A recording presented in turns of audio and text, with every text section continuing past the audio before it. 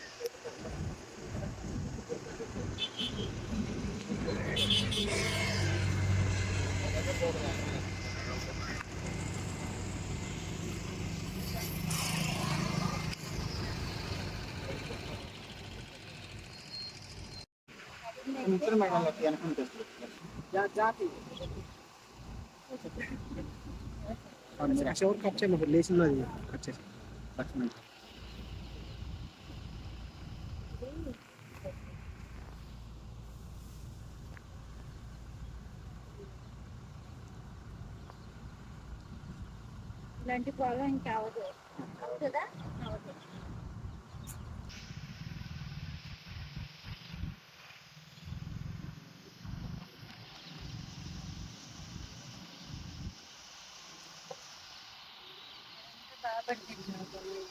అది దారిలో ఇంకోసారి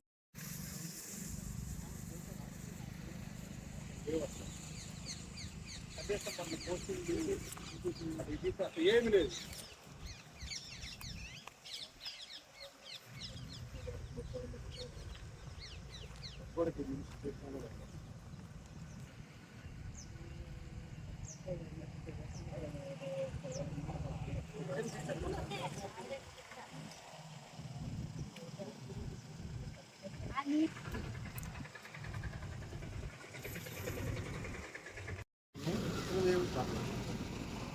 నిలబడిందా?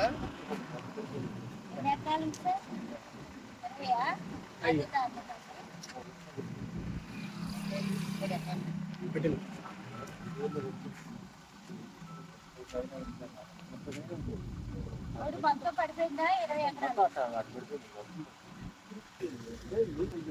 వెళ్ళిపోతాయి అట వెళ్ళిపోతాయి కానీ అట్లా పడిపోయి వదలని ఒకటి విధంగా తయారవుతుంది కదండి.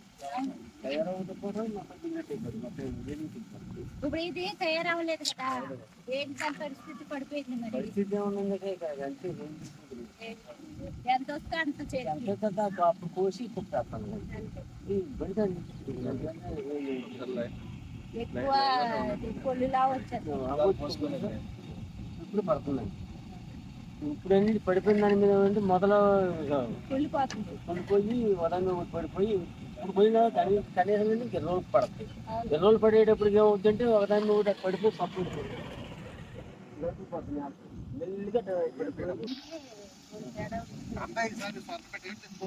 మొత్తం సొంత ఎక్కువ పెట్టేది.